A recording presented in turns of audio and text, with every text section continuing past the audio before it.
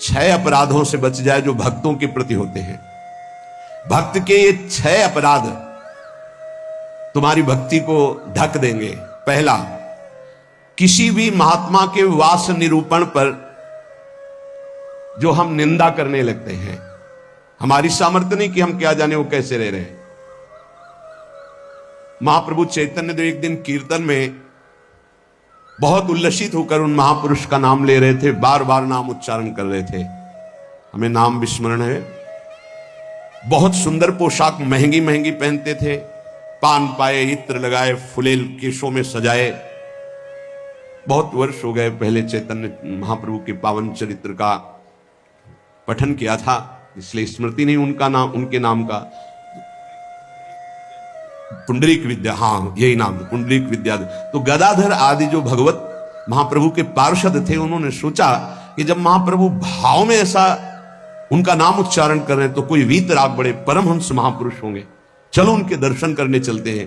तो पता चला कि अमुक जगह वो आए हुए हैं। वहां तो देखा बहुत सुंदर पलंग, दुग्ध फेन जैसा, ऊपर से गद्दे के ऊपर चदर और गिरदा लगे हुए हैं, और केस जो फुलेल से ऐसे सुगंध आ रही है, पान खाए। तो गदाधर जी के मन में आया कि इतना विलासितापूर्ण जीवन और ये भगवत भक्त हो सकते हैं। संशय हुआ। तो एक जो महाभागवत साथ गए थे, तो उन्होंने भगवान श्री कृष्ण की रूप माधुरी का भरा हुआ श्लोक गान किया। जो ही श्लोक सुना हुंकार मारी और धूल धूसरी, हा कृष्ण हा कृष्ण। और वो सब जो अब उनकी समझ में आया कि अरे महाप्रभु जो बोल रहे थे परम सत्य, वो प्रेम के अष्ट सात्विक भाव संवरण होना मुश्किल हो गया। अश्रुधारा नाक बह रही, धूल धूसरी थी। गदाधर जी ने चरण पकड़े और कहा मेरे से भारी अपराध बन गया। ऐसे महापुरुष के बाहरी स्वरूप को देखकर हमारे अंदर अश्रद्धा हुई थी, दोष दर्शन हुआ था, क्षमा चाहता। कैसे क्षमा हो? तो शिष्यत्व स्वीकार किया। चरित्र में ऐसा पढ़ा, किसी भी भक्त या महात्मा के वास निरूपण, वेश निरूपण की अगर वृत्ति आपने की तो अपराध बन जाएगा।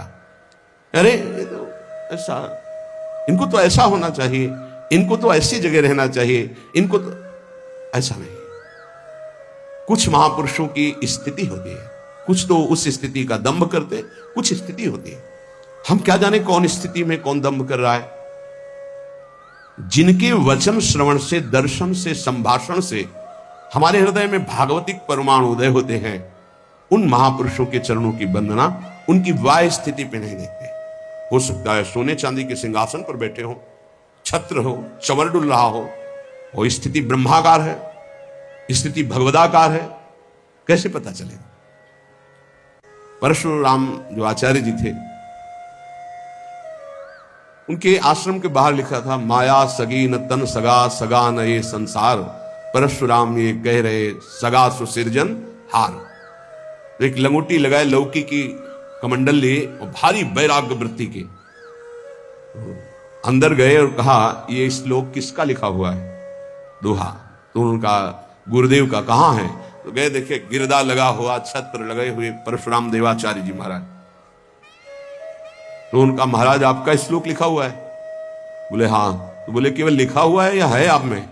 क्योंकि उनको गर्व था कि मैं लंगोटी लगाए लौकी का, और ये तो वैभव संपन्न महात्मा है। तो बोले लिखा है माया सगी न तन सगा, सगा न ये संसार। आपने कहा सगा जो सृजनहार, हम तो सब माया ही देख रहे हैं। उनका आपका इशारा क्या है? बोले जब सृजनहार सगा है तो फिर माया क्या? बोले चलो आपने समझा दिया, बड़ी कृपा, चल दिए। बोले कहां चल दिए? बोले जहां ले चलो आप। स्थिति प्रज्ञ महापुरुष थे। चल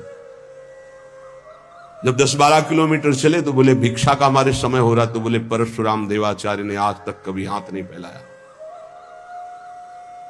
आकाश वृत्ति पे हम रहते हैं, प्रियालाल जैसी व्यवस्था करते हैं उसके अनुसार रहते हैं। बोले हम तो भिक्षावृत्ति से रहते। बोले जाओ मांगने। बोले आपके लिए भी ले आवे, कभी किसी का सहयोग नहीं चाहा, केवल सीधे प्रियालाल से आप अपने लिए लाइए और पाइए, और जहां आपकी इच्छा वहां ले चलिए।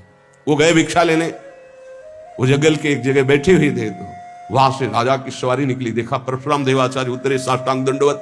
महाराज यहाँ कैसे? प्रभु की इच्छा। बड़े सौभाग्य कि हम तो भगवान की असीम कृपा मानते हैं कि आपके दर्शन, हमारी इच्छा है कि हम कुछ राजभोग तैयार करवाते हैं। जैसी हरि की इच्छा, देर न लगी, वहां रसोईया लग गए, कढ़ाइयां। महाराज अगर यहां विश्राम करें, बस इशारा हो जाए तो जैसी हरि इच्छा, खुदाई शुरू, आश्रम निर्माण की नींव के लिए खुदाई शुरू, कढ़ाई चढ़ गई, बनना शुरू हो गया। वो संत आए 1 घंटे बाद, वहां देखा, बोले यहां क्या हो रहा है? बोले यहां आश्रम बनेगा और ये रसोई बन रही। तो उनका महाराज ये क्या लीला है? तो बोले तुम जिस वैराग्य के अहम वृत्ति को धारण किए हो, उस अहम वृत्ति का त्याग करो। वैराग्य का तात्पर्य होता है राग रहित, स्पृहा रहित होना।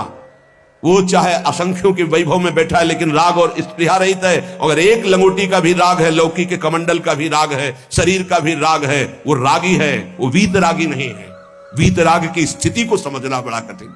दत्तात्रेय जी महाराज से यही पूछा कि आप कोई कर्म नहीं करते, कर्म ना करने वाले को विषय नहीं मिलता, और विषय सेवन ना करने से ऐसा स्वास्थ्य कैसे हो सकता है आपका? तो उन्होंने कहा मैं अखंड प्रसन्न रहता हूं, इसलिए ये भोगों से स्वस्थ नहीं हूं, मैं अखंड प्रसन्नता को प्राप्त। कभी राजमहलों के राजसैयाओं पे शयन करता हूं, तो कभी राख की ढेर पर शयन करता हूं, कभी बड़े बड़े राजाओं से सम्मानित होता हूं, तो कभी फुटपाथ में लेटकर अपमान को भी प्राप्त करता हूं। मुझे न सम्मान न अपमान किसी का प्रभाव नहीं। इसलिए किसकी क्या स्थिति कैसे जाना जा सकता है? तो हम किसी का वास निरूपण आदि, वेश निरूपण आदि करके किसी की निंदा करेंगे तो पता नहीं कितना महाभागवत है, हमसे अपराध बन जाए। दूसरा ज्ञान निरूपण। कुछ संत भगवान ऐसे होते हैं जो कुछ नहीं बोलते, और इनको कोई ज्ञान तो है नहीं, कुछ बोलना तो आता, क्या बोलना ही कोई साधुता है क्या? पता नहीं उसकी कितनी ऊंची स्थिति है, कैसे कोई जानेगा? इसलिए किसी संत के रूप में विराजमान जो भगवान हैं, उनके ज्ञान निरूपण करके निंदा न करें। इनको कुछ नहीं आता। आजकल यही है, केवल बुद्धि की धरा से देखा जाता है। अरे तो बोल नहीं पाते हैं। वो तो महापुरुषों की स्थिति को जानना कोई महापुरुष ही जान सकता है, दूसरा नहीं जान सकता। इसलिए ये अपराध न करे कभी कि किसी के संत के ना बोलने से ये समझ जाए कि अरे इनको कोई ज्ञान नहीं है। भला ये क्या जाने शास्त्र की बातें, पढ़े लिखे तो लगते नहीं हैं। पढ़ा लिखा होना भी बहुत सौभाग्य का विषय है और कहीं कहीं दुर्भाग्य का विषय है। तो एक आए थे, इतने कागज में उनकी डिग्रियां केवल उनके शिष्यों ने भेजी थी कि हमारे गुरुजी दर्शन करने आ रहे हैं। तिरुपति बालाजी से विद्वता की मूर्ति, साष्टांग दंडवत और क्या क्या भगवत प्रसादी। वो ऐसे लग रहे थे कि एक शब्द नहीं आता। मतलब बड़े बड़े शंकराचार्यों को पढ़ाया था उन्होंने, उनकी वो शिष्यों ने जो दिया था उसमें दिखाई दे रहा। बड़े बड़े शंकराचार्यों को उन्होंने विद्या पढ़ाई थी।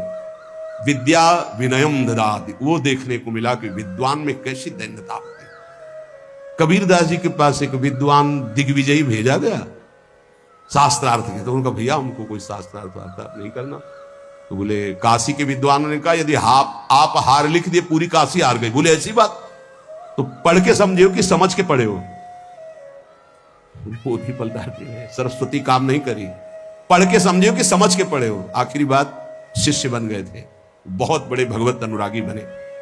तो किसी भी संत के प्रति यह भाव नहीं कि पढ़े लिखे नहीं है, बोल नहीं पाते, तो इनको कोई ज्ञान नहीं है।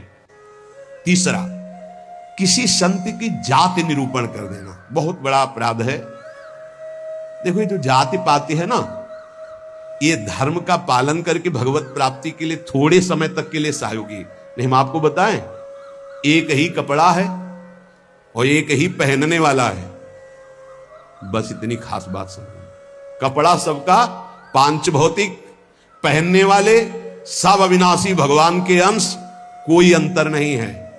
बस अंतर बनाया गया है इस अंतर को मिटाने के लिए कि हम साधन पद्धति से अपने अपने धर्म का पालन करते हुए परम धर्म भगवान को प्राप्त। लेकिन जो परम धर्म में स्थित है, भागवत धर्म में, उनकी जाति निरूपण नहीं करना चाहिए कि ये तो सुना है कि अमुक जाति के संत हैं, बड़ा अपराध होता है, बड़ा अपराध। ऐसा कभी नहीं करना चाहिए।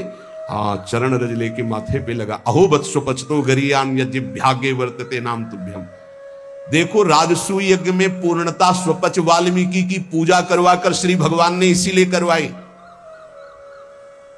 इसीलिए करवाई सब बड़े बड़े महापुरुष आए थे, लेकिन दैन्यता की मूर्ति भगवत भाव में निरंतर डूबे हुए सुपथ वाल्मीकि जी की आराधना करवाई कि पूर्णता उन्हीं से हुई। जो दैन्य है वो महाभागवत किसी जाति पक्ष से नहीं देखा जा सकता कि अरे तो ऐसा जो देखेगा तो उसके सुकृत नष्ट हो जाएंगे। पूज्य बाबा।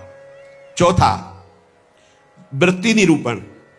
ये तो पढ़े ही रहते, हमने कभी इनको माला लिए तो देखा नहीं, और कुछ भजन ध्यान तो करते नहीं है, इसलिए तो केवल हमें लगता है कि बस खाते पीते हैं इसी में, और कोई भजन। ये हमने संतों को देखा है। एक संत भगवान 8 बजे सुबह उठते थे गंगा नहाने के लिए, 8 बजे सुबह, पर वो एकांत में, तो लगता 8 बजे सुबह गंगा स्नान करते हैं, प्रायः 3 बजे स्नान हो। तो एक दिन जिसमें वो शयन करते थे उसमें गए, काफी बड़ा था, एकांत में आसन की। आज इनकी वृत्ति देखेंगे क्या है। बहुत ही गंभीर मुद्रा में वो रहते थे, पर प्रायः पूरे आश्रम में था कि ये प्रमादी हैं, सोते रहते हैं। 11 बजे तक उनको जगते पाए हम, जहां सब लेटे उनको उठ के बैठ, वो लेट गए थे, उठ के बैठ गए। 3 बजे तक बिल्कुल एक आसन पर, 3 बजे फिर लेट गए, 8 बजे सुबह। संतों को जानना बड़ा कठिन है, उनकी क्या दिनचर्या है, वो कैसे भाव में रहते हैं। केवल बाहरी व्यवहार देख करके उनकी निंदा कर देने से सुकृत नष्ट हो जाएंगे, भक्ति ढक जाएगी। स्वरूप निरूपण। ये महात्मा में तेज तो है नहीं चेहरे में, ये तो ऐसे ही मालूम देते हैं कोई साधु तो नहीं, क्योंकि चेहरा नहीं बता रहा है। नहीं, ऐसा नहीं है। अगर महात्मा की पहचान करनी तो तुम्हें महात्मा होना पड़ेगा। महात्मा बनकर ही महात्मा को पहचाना जा सकता है, दूसरा नहीं पहचाना जा सकता। बाहर से किसी के रूप को देखकर थोड़ी तुम जान सकते हो कि रूप तो आप गौर से देखिएगा, किसी किसी के मांस भक्षण करने वाले का भी चमकता रहता है, मलाई रबड़ी खाने से भी रूप चमकने लगता है, थोड़ा सा संयम रखे तो उससे भी चमकने लगता है। अब वो महात्मा किस कोटि का भजन कर रहे हैं, कोई रूप से थोड़ी महात्मा का लेना देना होता है। अब श्रीधर बाबा की छवि जब लगे तो आप देखना लंगोटी है, हड्डी हड्डी दिखाई दे रही, गाल चिपके हुए, आंखें धसी हुई, आपको पता है, खुद देखे हुए हैं कि 24 घंटे भजन में मगन। तो किसी महात्मा के रूप को देख करके ऐसा कोई रूप निरूपण करेगा तो उससे अपराध लग जाएगा, और प्रायः ये ध्यान नहीं दिया जाता। ऐसा धातु निरूपण। भगवत विग्रह पाषाण का है कि ये धातु का है, सामने पूछे ये पत्थर के भगवान है कि इसमें अष्ट धातु के। घोर अपराध बुद्धि। भगवत विग्रह सामने नहीं, भगवत विग्रह साक्षात अर्चावतार भगवान है, भाव उसमें। ये नहीं कि सामने जाके पूछे संगमरमर के बने हुए, कौन सी धातु के बने हुए भगवान है, ये अपराध। धातु निरूपण भगवत विग्रह या भगवत भक्त के पास। जैसे वैराग्य में धातु स्पर्श निषेध किया गया है, या तो सन्यास में नारियल का पात्र और वैष्णवजनों में रज का पात्र। धातु के पात्र के प्रयोग का निषेध है वैराग्य में। लेकिन जो महापुरुष हैं, मान लो उनको सोने की उथाली में पा रहे हैं, उनकी क्या स्थिति है। अब हम देख करके अपने वैराग्य का वहां भाव थोपे, वो स्थिति उनकी क्या है, वैराग्य का भाव थोपे तो फिर अपराध बन जाएगा। किस स्थिति में कौन महापुरुष है जानना मुश्किल है। सबको भाव से नमस्कार करके हम अपने भाव को सुरक्षित रखते हैं। तो वास निरूपण, ज्ञान निरूपण, जाति निरूपण, वृत्ति निरूपण, स्वरूप निरूपण, धातु निरूपण। वृत्ति निरूपण में ये भिक्षावृत्ति तो करते नहीं, केवल भंडारा खाते हैं। आपको क्या पता किसकी क्या स्थिति है, वो कैसे। संतों की लीला भगवान जानते हैं, या तो वो संत जना दे तो जाने। अपने लोग इसकी परवाह करते हैं क्या? कहीं कौन से अपराध ऐसे बन जाते हैं जो हृदय को कठोर कर देते हैं। इसलिए शांत। ब्रज में मुझे एक महात्मा मिले थे, उन्होंने मुझे कुछ उपदेश दिए, मैंने उड़िया भाषा में अपनी डायरी में लिखे थे। उन्होंने उपदेश दिए कि अगर ये आपके अंदर भाव आ जाएगा, लक्षण आ जाएंगे, तो आपको भगवान अपनी तरफ से आके दर्शन दे देंगे। बड़े महात्मा थे, तो बाबा ने उड़िया भाषा में अपनी डायरी में लिखा था, उसका हिंदी लिपि में यहां वर्णन है। पहला, भजन करते हुए अपने को सबसे दीन मानना। अपने आप भगवत साक्षात्कार हो जाएगा। भजन करते हुए अपने को सबसे दीन मानना, इससे कोई अपराध ही नहीं बनेगा, कोई अपराध नहीं बनेगा, लिख लेना चाहिए। भजन करते हुए साधक को अपने को सबसे दीन मानना, सबसे आदेश त्रणादपि सुनीचेन। दूसरा, किसी से भी कपट पूर्वक वार्ता व्यवहार ना करना। निष्कपट व्यवहार करने में क्या जाता है? अपने भगवत मार्ग के पति के, चाहे गृहस्थी हो चाहे विरक्ति हो। कपट का मतलब होता है अंदर कुछ और है, बाहर आप कुछ और दिखा रहे हैं। ये नहीं होना चाहिए। जो अंदर वो सीधे बाहर, जो बाहर बोल रहे हैं वही आपके अंदर चलना चाहिए। मोहि कपट छल छिद्र न भावा, भगवान कहते हैं। तो कैसे दर्शन दे देंगे आप कपट पूर्वक व्यवहार करते हैं? निष्कपट व्यवहार, कपट पूर्वक व्यवहार ना करना, ये दूसरा। तीसरा, अपनी जिह्वा से कभी असत्य भाषण ना बोलना। इसका बहुत नारायण स्वामी जी ने भी इस पर बहुत जोर दिया था कि जिस जिह्वा से नाम जप करते हो झूठ नहीं बोलना चाहिए, तभी नाम सिद्ध होगा। नाम तभी सिद्ध होगा। नाम सिद्ध होने का तात्पर्य बिना प्रयास के चले। ये सत्य भाषण भगवत स्वरूप है। सत्य बोलने से बढ़कर कोई पुण्य नहीं संसार में, और झूठ बोलने से बढ़कर पाप नहीं। असत्य सम पातक पुंजा। चौथा, जो तुम्हारे सामने आवे और तुमसे बात करे या दृश्य दिखाई दे, उसे तत्काल पहले मन से प्रणाम करो। बिना प्रयास के भगवत साक्षात्कार हो जाएगा। चराचर जगत में जो तुम्हारे सामने, जैसे कोई व्यक्ति आया तो राधा वल्लभ लाल आपकी जय हो, अंदर से मेरे प्रभु, अब बात करो। कोई भी कुछ भी, पहले प्रभु, ये वस्तु पहले नहीं थी, प्रभु थे, और ये बाद में नहीं रहेगी, प्रभु ही रहेंगे। तो वर्तमान में हम वस्तु के अंतर्गत प्रभु को देखते हैं। पांचवा, ना मेरा तन है, ना मेरा मन है, ना मेरा धन है, ना मेरे प्राण है, ये मैंने सब कुछ प्रभु को समर्पित कर दिया। धैर्य पूर्वक देखिए। अब आपको क्या चिंता रह गई? जब तन प्रभु को दे दिया, मन प्रभु को दे दिया, अपना सर्वस्व प्रभु को दे दिया, तो बोले इसका फल क्या मिलेगा? ये यथा माम प्रपद्यन्ते तास तथैव भजाम्यहम्। प्रभु अपना सर्वस्व आपको दे देंगे, अनुभव में आ जाएगा। प्रभु अपने आप को दे देंगे। अति उदार, करुणा वरुणालय प्रभु। अगर आप थोड़ा सा भी अपनापन करेंगे तो उनका थोड़ा सा अपनापन बहुत बड़ा होता है। अपने तन मन धन सर्वस्व पर अपना अधिकार न करके अपने प्रभु का अधिकार। छठवां, एकमात्र पूर्ण श्रद्धा अपने आराध्य देव में, मेरी लाडली, मेरे प्रियालाल। सातवां, सदैव पराधीन रहना। अगर गुरुदेव के अधीन हो, इष्ट देव के अधीन हो, तो माया तुम्हें अधीन नहीं कर पाएगी। अगर इष्ट देव और गुरुदेव की अधीनता स्वीकार नहीं करोगे तो माया अधीन कर लेगी। हमेशा अपने को पराधीन देखना कि मैं स्वतंत्र नहीं हूं। ये तन मन प्राण इष्ट देव गुरुदेव को समर्पित है। मैं वही करूंगा जो आज्ञा कर रहे हैं, उनके विपरीत नहीं कर सकता। अब आप देखो, विपरीत करते हो कि आपको याद आता है कि मेरा शरीर गुरुदेव की धरोहर है, मैं इसके द्वारा कोई अनाचार दुराचार कोई गलत चेष्टा, मेरा मन गुरुदेव की धरोहर है, इष्ट देव की धरोहर, इससे हम गलत चिंतन नहीं कर सकते। मेरा धन गुरुदेव की धरोहर, इससे हम गलत व्यवहार नहीं कर सकते। मेरे प्राण गुरुदेव को समर्पित, इसलिए हर श्वास मंत्र जपेंगे, बिना बुलाए भगवान दर्शन दे जाएंगे। आठवां, आराध्य देव के सिवा अपना कोई नहीं है, ये हृदय में बैठा लेना। अपने वास्तविक है तो आराध्य देव ही अपने हैं। नवां, अपने आराध्य देव के अनन्य चिंतन के सिवा और कोई चिंतन ना होने पावे। दसवां, अपने आराध्य देव से जो गुरुदेव ने संबंध दिया है, हर समय उसकी स्मृति रहना। क्या रहती है स्मृति? मैं श्री जी की सखी हूं, दासी हूं, उनकी परिचर्या में हमारा जीवन समर्पित है, मैं उनकी दासी हूं। कभी सोचते हो आप? सोचो, तुम्हारा संबंध हो चुका है। कोई ऐसे नहीं कि तुम्हें केवल सोचना ही है, तुम्हारा संबंध हो चुका है। तुम्हारा पाणी ग्रहण हो चुका है। श्री जी ने तुम्हारे पाणी को स्वीकार कर लिया, ग्रहण कर लिया है। उसके साक्षी हैं गुरुदेव। गुरुदेव ने पाणी ग्रहण कराया है, प्रिया प्रीतम को हमारा हाथ पकड़ा दिया है। हम अपने संबंध, दसवां है, अपने संबंध को हर समय अपनी स्मृति, मैं प्रियालाल की हूं, मैं प्रियालाल की हूं, मैं प्रिय सखी हूं लाडली जू की। ये 10 भाव रखो।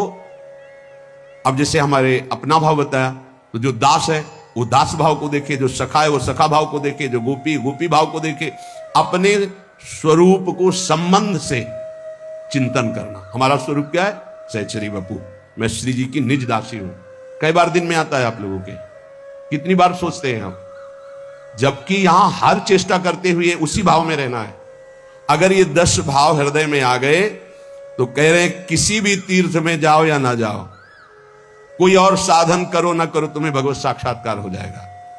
पहला फिर सुन लीजिए, अपने को भजन करते हुए सबसे दीन मानना, किसी के साथ भी कपट का व्यवहार ना रखना, सदैव सत्य भाषण बोलना, चराचर जगत का कोई भी वस्तु व्यक्ति सामने आवे अपने प्रभु का भाव करना, अपने तन मन धन प्राण सर्वस्व को अर्पण कर देना, मेरा अधिकार नहीं, नाथ सकल संपदा तुम्हारी, मैं सेवक समेत सुतनारी। अर्पण का मतलब ये होता है भाव। छठवां, अपने आराध्य देव में ही पूर्ण श्रद्धा समर्पित हो जाना।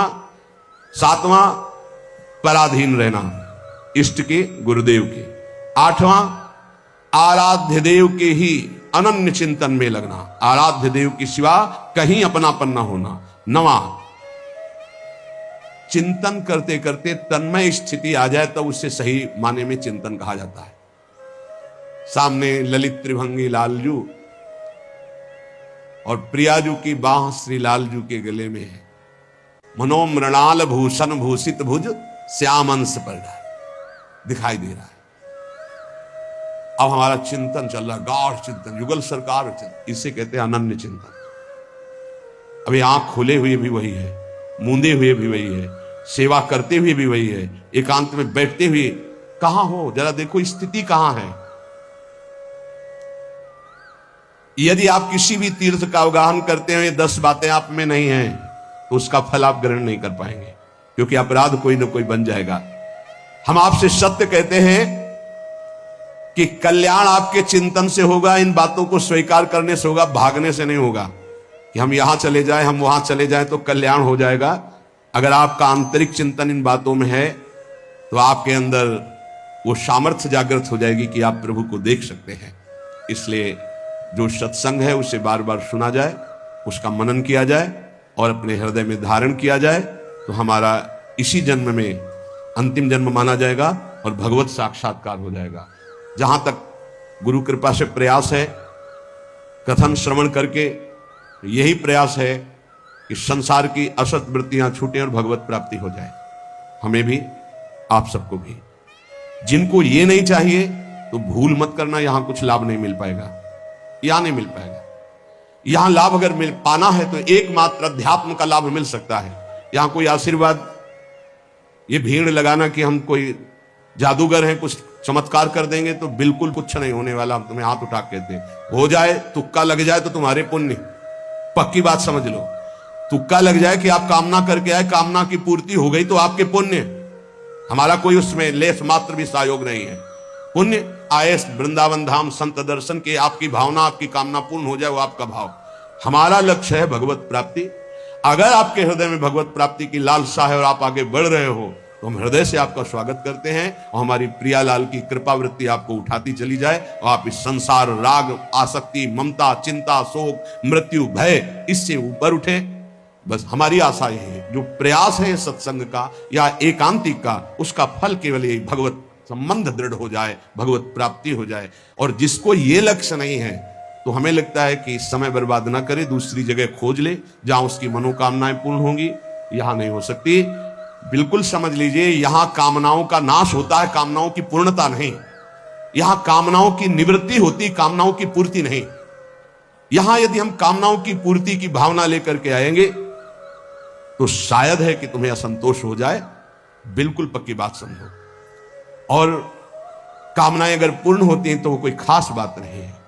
जन्म जन्म से सब कामनाएं भोगते चले आ रहे हैं। एक कामना जागृत हो जाए कि मुझे भगवान की प्राप्ति करनी है, तो हमारा सत्संग सार्थक, हमारा एकांतिक सार्थक, हमारा जीवन सार्थक। इस संसार का नाम मृत्युलोक है, यहां सबको मरना है। सीधी बात सुनो, मरना है, आज नहीं तो कल, कल नहीं तो परसों, चाहे बीते बरसों, अंतिम परिणाम शरीर छूटना है। जब शरीर छूटना है तो सब कुछ छूटना है। तो इसलिए हम इसका महत्व नहीं रखते। दुख सुख भोग कर समय काट लो, राधा राधा राधा बोलो और जन्म जन्मांतरों के पापों का नाश करके परमानंद में निमग्न हो जाओ। हमारा लक्ष्य यही है। आज बनावटपन बहुत पसंद किया जाता है। आज मधुर वचनों के द्वारा तुम्हारी कामनाओं की पूर्ति के वादे बहुत पसंद किए जाते हैं। वो यहां नहीं है, नहीं होगा।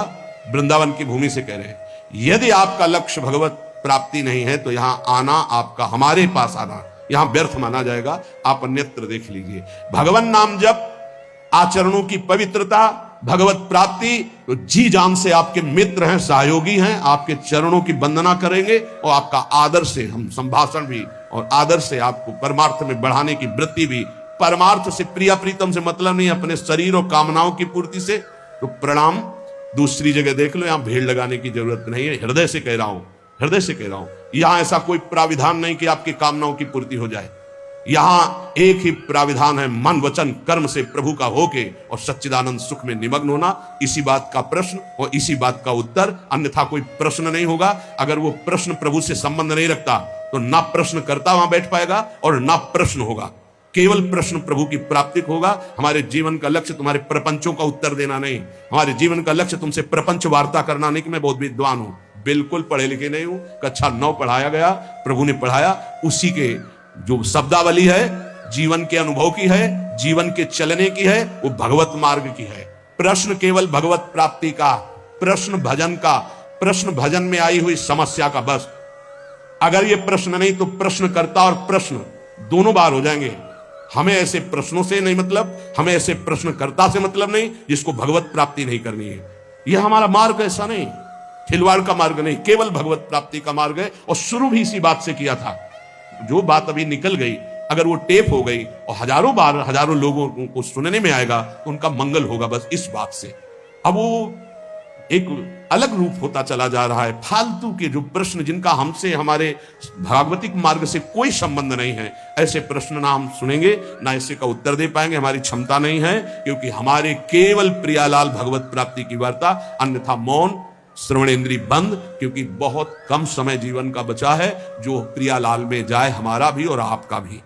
पता नहीं है कौन सी श्वास आखिरी हो। व्यर्थ के प्रपंच में समय नष्ट करना यह बर्दाश्त नहीं। इसलिए भगवत प्राप्ति के मार्ग में चलने वाले उपासकों का स्वागत है। जो हृदय में है, जो गुरुदेव प्रताप है, उसमें साझा है आपका। यदि भगवत प्राप्ति नहीं तो राधा वल्लभ श्री हरिवंश, भीड़ लगाने की जरूरत नहीं। हम अयोग्य हैं, हम आपकी कामना पूर्ण नहीं कर सकते, हम आपके प्रपंचों का उत्तर देने लायक नहीं हैं। आप कहीं और स्थान देख लीजिए। श्री राधा वल्लभ लाल की।